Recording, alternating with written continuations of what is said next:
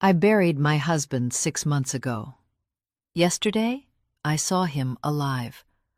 I had stood at his grave until my legs went numb, until the cold stone beneath my fingers felt warmer than my own skin. 6 months of mornings waking up to silence. 6 months of nights clutching the side of the bed where Thomas used to sleep. 6 months of learning how to breathe again without him. Or so I thought. That morning I went to the grocery store because grief does not excuse an empty refrigerator.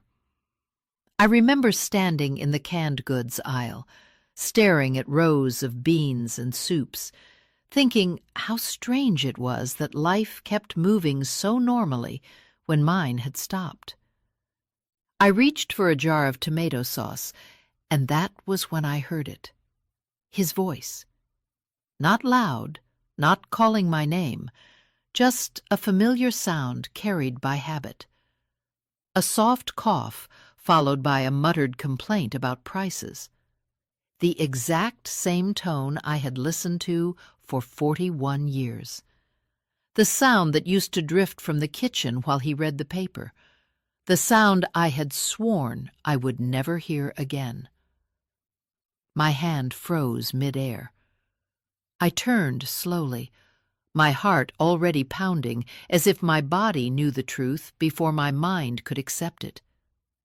And there he was, standing 3 shelves down, holding a shopping basket, comparing labels like he always did. Thomas. The same broad shoulders, slightly hunched now with age. The same silver hair that refused to lie flat. The same scar above his right eyebrow from the ladder fall he laughed about for years.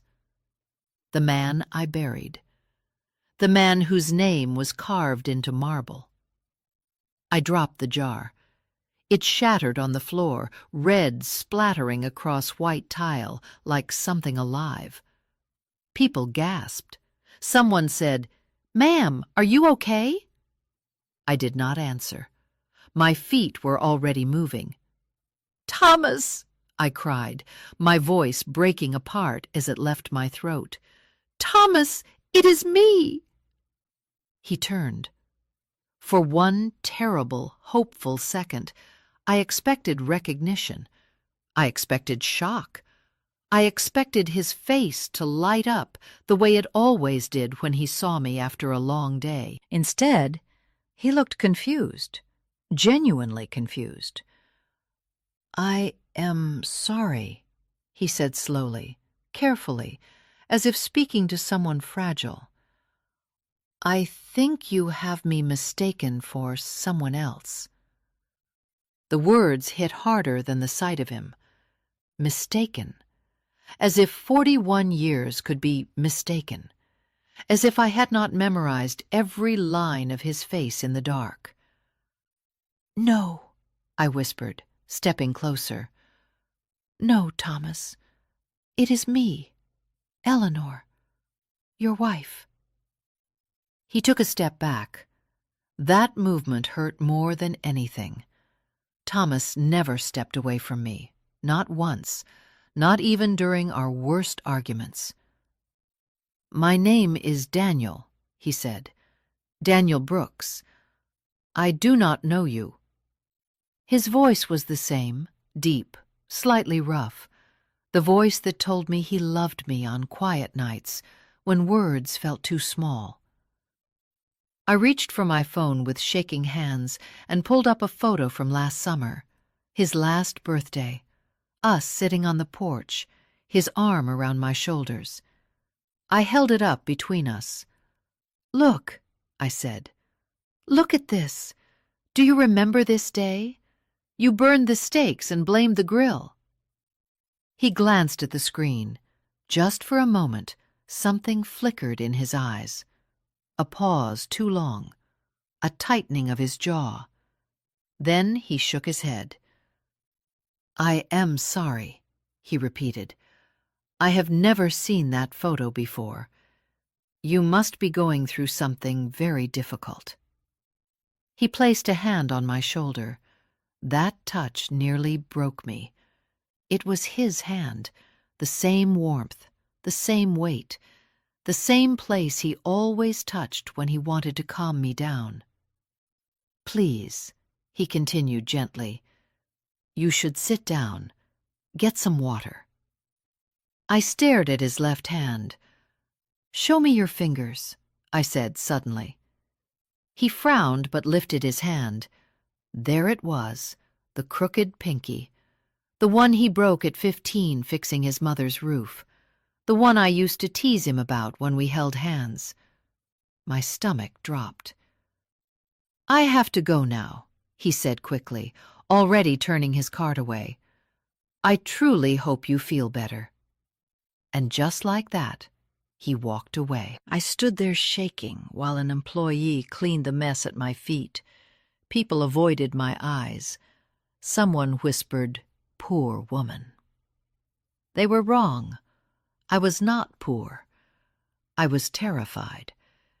Because as I watched him disappear toward the checkout, one thought screamed louder than my grief ever had. If my husband was alive, then who was buried in his grave? And whatever the answer was, I knew my life was about to break open in ways I could not yet imagine. I should have left the store. I should have gone home, locked the door, and told myself grief had finally broken something inside me. That would have been easier, cleaner. But I did not leave. I watched him from the end of the aisle as he paid for his groceries. He used cash. I noticed that because Thomas always used a card and complained about keeping receipts. This man did not take one. He folded the bills carefully, the same way my husband used to, pressing the edges flat with his thumb. My chest felt tight, every breath shallow. When he pushed the cart toward the exit, my feet moved without asking permission. I followed at a distance, ducking behind displays, pretending to read labels.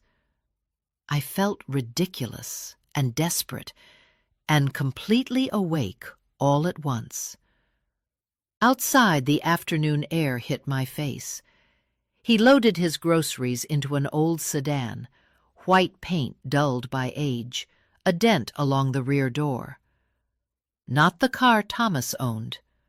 Not the car he loved and polished every weekend. Still, the way he placed the bags inside was unmistakable. Heavy items first, bread on top, eggs last.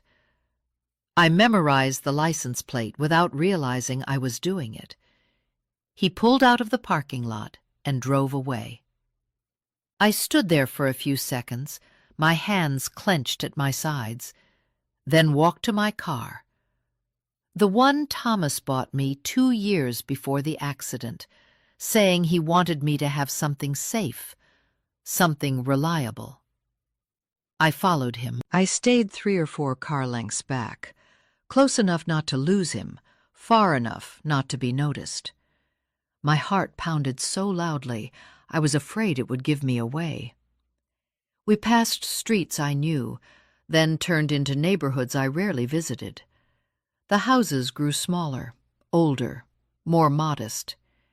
He slowed and turned onto a quiet street lined with trees and low fences. He parked in front of a simple house, painted a pale green, the kind of color meant to feel cheerful. A white picket fence framed a small yard. Wind chimes hung near the porch. He stepped out with the grocery bags. Then the front door opened. A woman appeared, mid-50s, maybe younger than me by a decade. Dark hair pulled back, no makeup, wearing a sweater that looked lived in. She smiled when she saw him. Not a polite smile, a familiar one. She leaned in and kissed his cheek. My vision blurred. She took one of the bags from his hands, speaking to him softly. I could not hear the words, but I recognized the intimacy, the ease, the comfort of shared routines. Then 2 children burst through the doorway, a boy and a girl, around 8 and 10. They ran straight toward him, arms flung wide. "Grandpa!" the girl shouted. "Did you bring the ice cream?" He laughed. That laugh.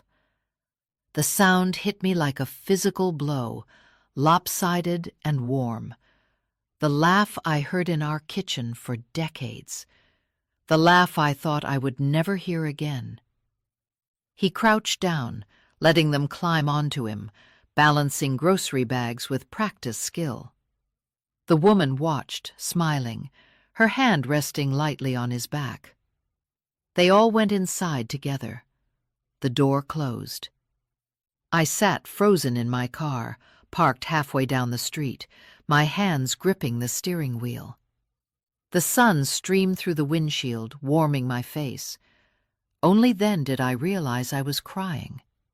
Not sobbing, not gasping, just steady tears sliding down my cheeks. 41 years of marriage, 6 months of mourning. Nights spent alone, whispering his name into the dark.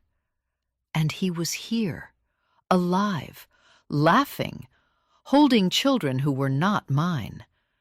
I took out my phone and began taking pictures. The house, the car, the address number by the door. My hands shook so badly that some photos came out blurred, but a few were clear enough. As the light began to fade, I started my car and drove away. I do not remember the drive home, only sitting in my garage afterward, staring at my phone, zooming in on his face again and again. Every line matched, every shadow. When I finally went inside my empty house, a single question echoed louder than anything else. If Thomas was alive, then who had I buried? I did not sleep that night. I sat at the kitchen table with a single lamp on, the rest of the house swallowed by darkness. My phone lay beside old photo albums, spread open like evidence at a crime scene. I moved between them slowly, deliberately, as if speed might break whatever fragile thread was holding me together. I zoomed in on the photos I had taken that afternoon.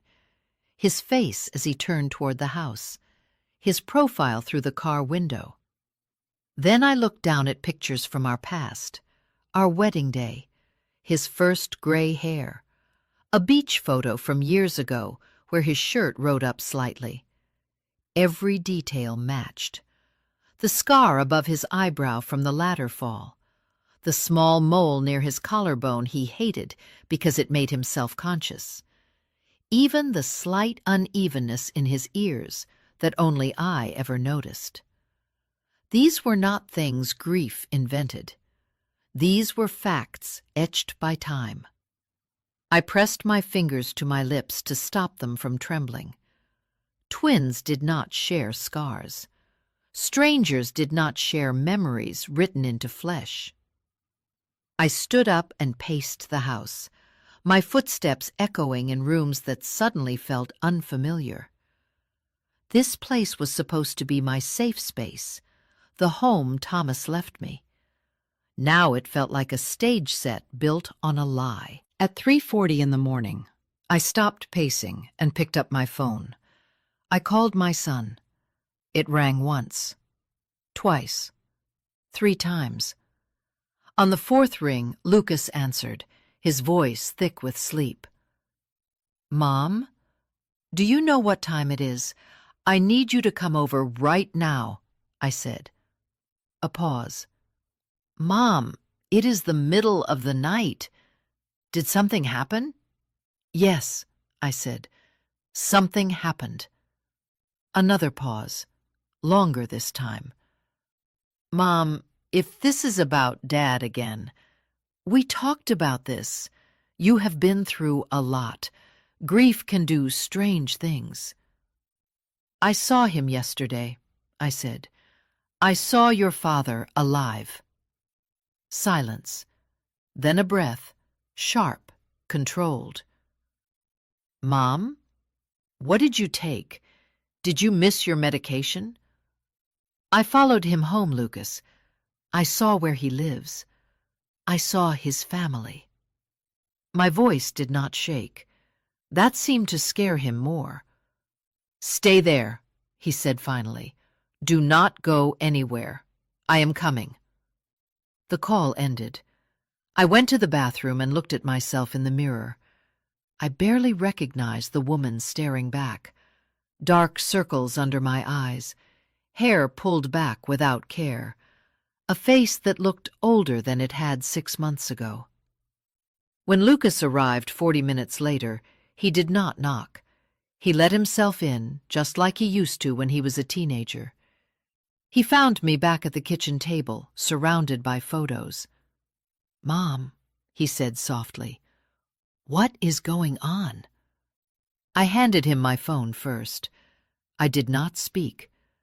I watched his face as he scrolled. At first there was confusion, then disbelief, then something else. Fear. He swallowed hard and handed the phone back. "He looks like Dad," he said carefully. "But people resemble each other. It happens." "Did you see his hand?" I asked. "The finger." Lucas rubbed his face. "Mom, we buried Dad. You were there. I was there. Everyone was there. A closed casket," I said quietly. He looked away. "They said it was better that way," he replied. "The accident was bad. Did you see his body, Lucas?" His jaw tightened. "No, neither did I." The room felt suddenly very small. "I want to go back there," I said, standing. "I want you to come with me." "Mom, this is not healthy." "Are you coming, or am I going alone?" He hesitated, long enough for the truth to begin cracking through the surface. "Fine," he said finally. "We will go. So you can see that it is not him. So you can let this go." We left in silence. As we turned onto the quiet street with the pale green house, my heart began to race again. "That is the one," I said. Lucas parked a short distance away. We sat there, watching. After a few minutes, the front door opened. The man stepped out. Lucas leaned forward. The color drained from his face. He stared, unmoving, as the man walked to the car and drove past us. When I looked at my son, tears were streaming down his cheeks. "Mom," he whispered. In that moment, before he said another word, I knew. Whatever truth he had been carrying, it was finally breaking him, too. Lucas did not start the car. He sat there gripping the steering wheel, his forehead resting against it, his shoulders shaking. I had seen my son cry before, when his first marriage failed, when his dog died, but never like this. This was not grief. This was collapse. "Mom," he said finally, his voice hoarse, "I am so sorry." Those words landed with terrifying clarity. Sorry meant guilt. Sorry meant knowledge. Sorry meant this was never just in my head. "Tell me," I said. My voice sounded distant even to myself. "Tell me, right now." He lifted his head and looked at me. His eyes were red, raw, filled with something I had never seen in them before. Shame. Dad did not die in that accident. The words hung between us, heavy and final.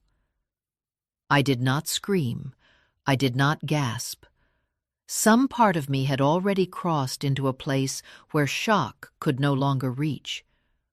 I simply nodded once. "Go on." He took a deep breath, as if preparing to dive underwater. He had another family, Mom, for a long time, over 20 years. That woman you saw, Claudia? He lived with her part of the time. He said it started as a mistake, then it just never ended. I stared straight ahead at the empty street. How long did you know? About 3 years, Lucas admitted. I found out by accident. I was helping him with paperwork from the marina supply business. I saw duplicate bills, utilities, insurance, 2 households.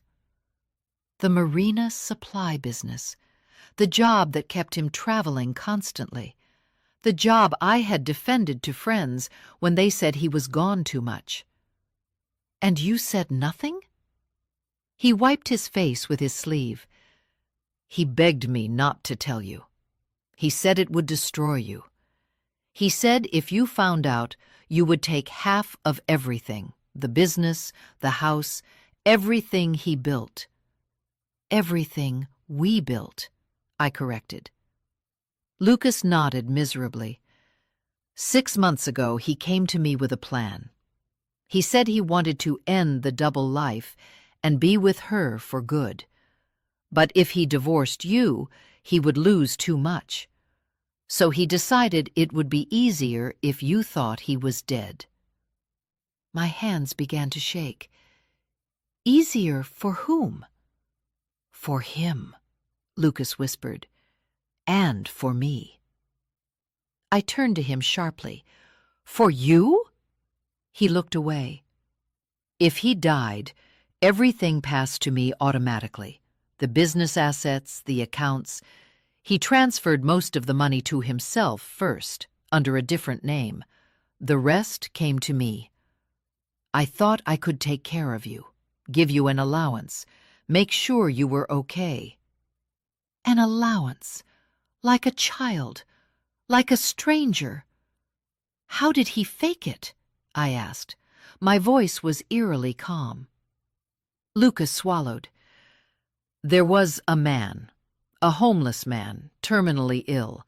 No family except a niece he never saw. Dad paid him, paid the niece. They staged an accident. Dad used his documents. The man died in the hospital under your husband's name. The body was badly damaged. The casket stayed closed. The world tilted. I remembered the phone call from the police. Lucas insisting I not see the body. The funeral I sobbed through, while people held my hands and told me how strong I was. You let me bury a stranger, I said. Yes. You let me mourn him. Yes. You watched me fall apart for 6 months. Lucas broke down completely. I did not know how to stop it once it started. I thought if enough time passed, you would heal, that it would be kinder this way. Kinder, I laughed then, a short sound with no humor in it. You stole my right to the truth. You stole my grief and replaced it with a lie. I closed my eyes, breathing slowly, carefully. Take me home, I said. Mom, we need to talk about this. Take me home. He started the car. Neither of us spoke on the drive back. When we arrived, I got out without looking at him. Mom, please, he called after me. I did not answer. Inside my house, I sat on the edge of the bed and looked around at the life I thought I had lived. 41 years of loyalty, of compromise, of believing in the man beside me. It had all been a performance. And now that I knew the truth, one thing was clear. I was done being the woman who cried in silence. Whatever came next, it would not be forgiveness. It would be reckoning. For 3 days, I did nothing. I did not call Lucas back. I did not answer his messages. I watched him pull into my driveway twice from the upstairs window and leave again when I did not open the door. I let the phone ring until it stopped, then ring again. 41 years of loyalty had trained me to always respond, to always fix things. This time, I chose silence. Not the silence of fear, the silence of calculation. I slept little, but I was no longer pacing or crying. Something inside me had shifted. Grief had burned itself out, leaving behind a cold, steady clarity. I replayed everything Lucas had told me, not as a wife or a mother, but as a witness. Fake death, stolen identity, hidden assets, forged signatures, a purchased body. This was not betrayal. This was a crime. On the fourth morning, I woke up before dawn and knew exactly what I was going to do. I took a long shower, letting the hot water ground me. I dressed carefully, choosing clothes that made me feel like myself again, not the widow everyone pitied. When I looked in the mirror, I saw someone older, yes, but sharper, awake. I was done crying. Now I was thinking. I drove downtown to a building I had passed 100 times and never noticed. 3rd floor, frosted glass door, a simple sign with black letters, Private Investigations. The man behind the desk was in his 60s, thinning hair, sharp eyes. He looked up when I entered and studied me without speaking. "I need to find someone," I said, sitting down without waiting to be invited. He leaned back. "Is he missing or hiding?" "Hiding," I replied. "And legally dead." That got his attention. I told him everything, not the emotions, not the years of marriage, but the facts. The accident, the closed casket, the new name, the house, the children calling him Grandpa. I showed him the photos I had taken. He listened without interrupting. When I finished, he nodded slowly.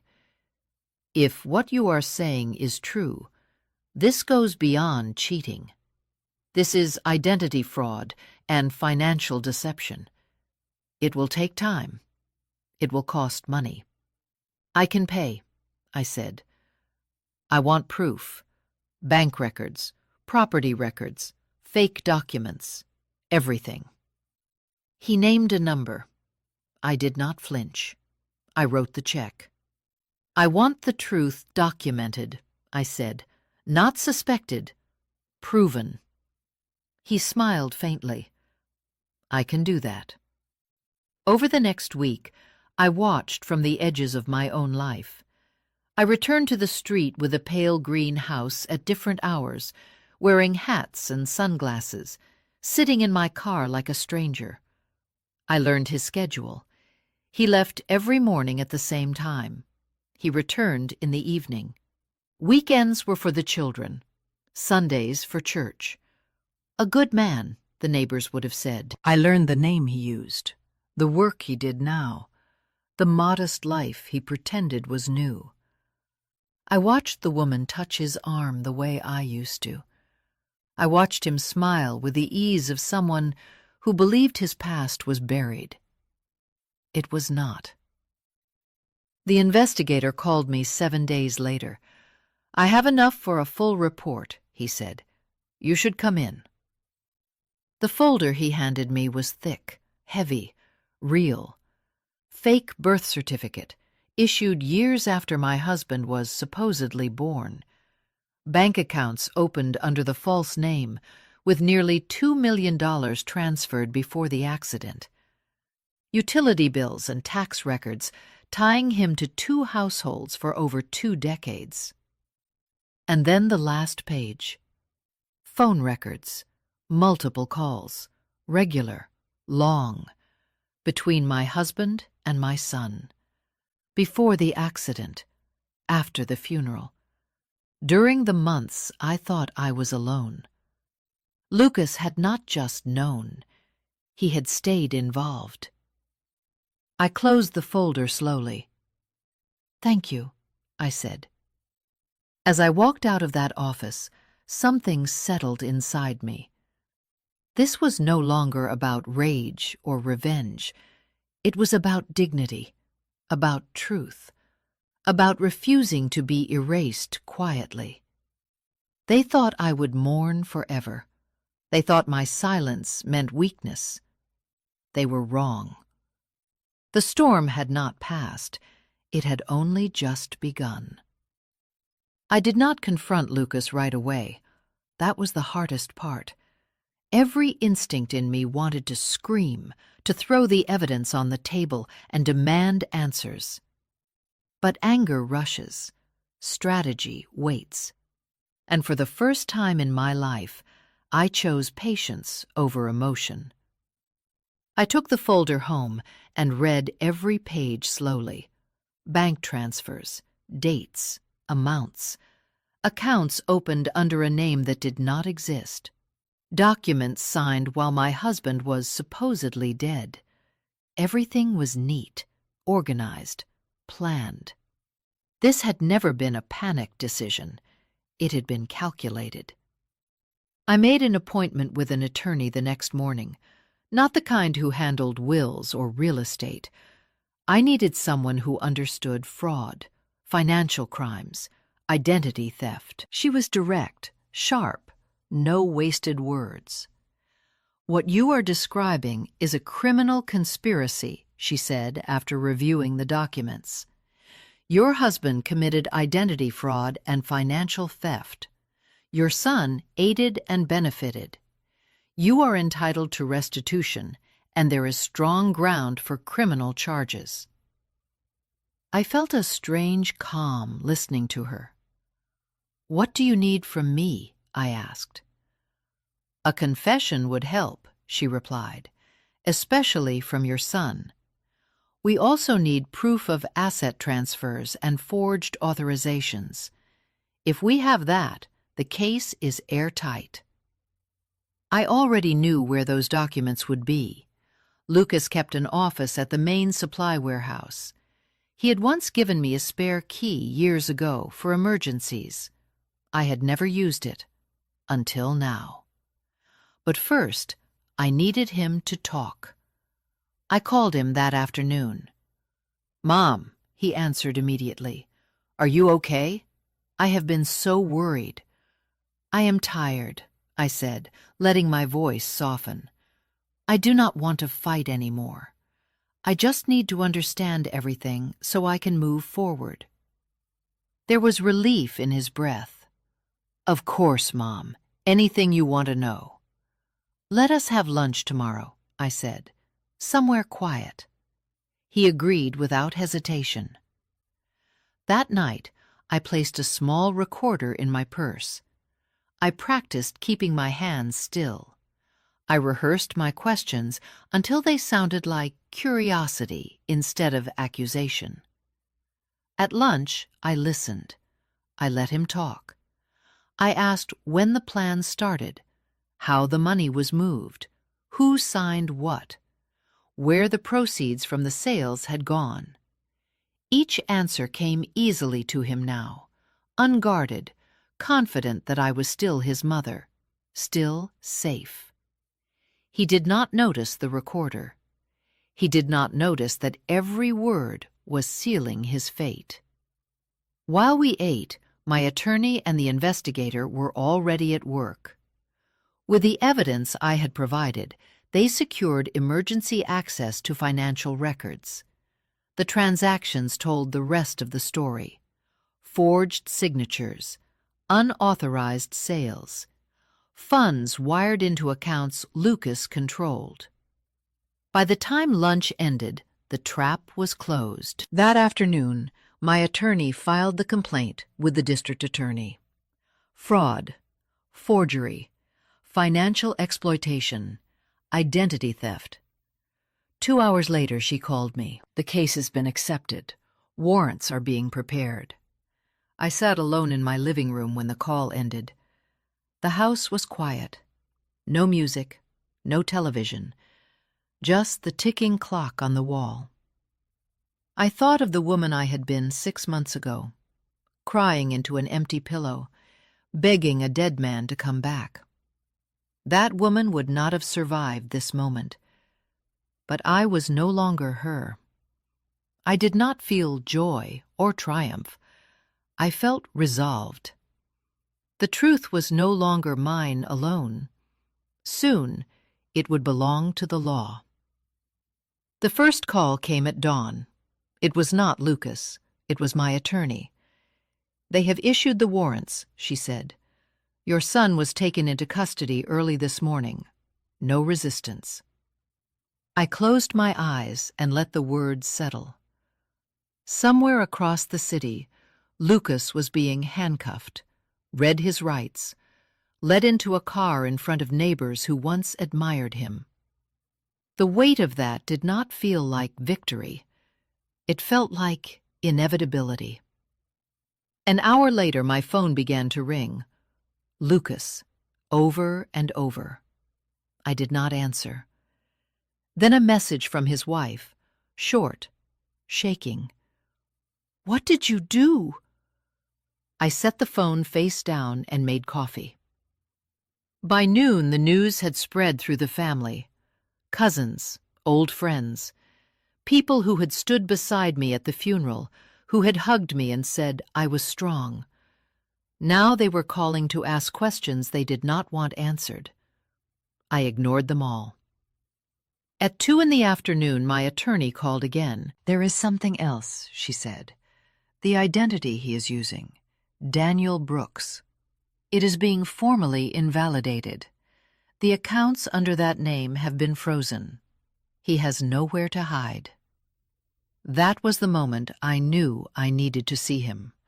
Not to argue, not to explain, but to end it. I drove back to the quiet street with the pale green house. I parked directly in front this time. I did not hide. I did not watch from a distance. I walked to the door and rang the bell. It was the woman who opened it, Claudia. She looked at me with cautious politeness, the kind reserved for strangers. "Can I help you?" "I am here to see Daniel," I said. "It is urgent." She hesitated, then nodded. "He is in the backyard." She stepped aside.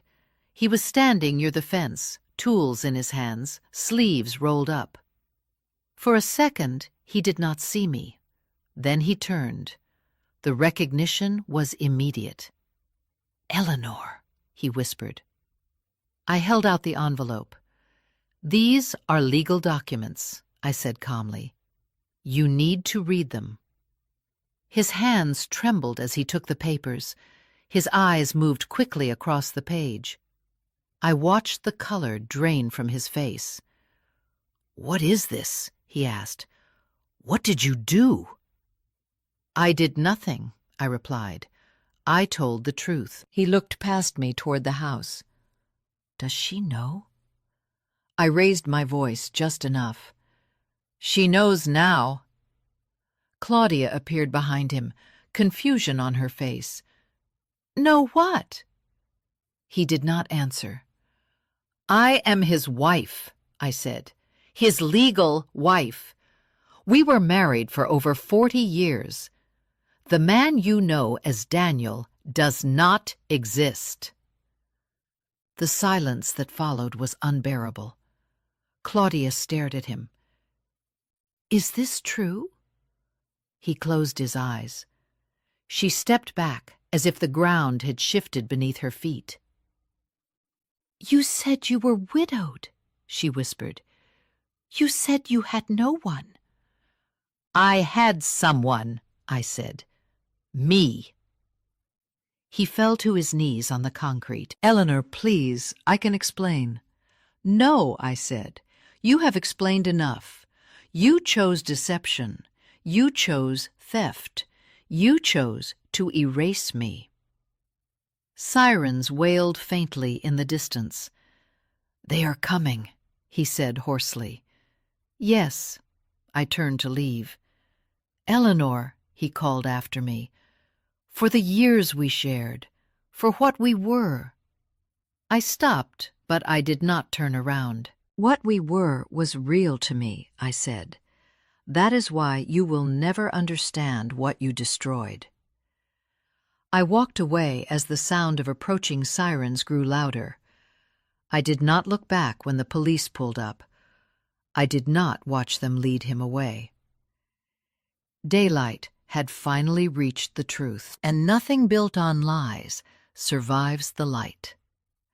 Thomas died 3 weeks later, not in the dramatic way people imagine, not in a courtroom or in handcuffs. He suffered a heart attack in the holding facility while awaiting formal charges.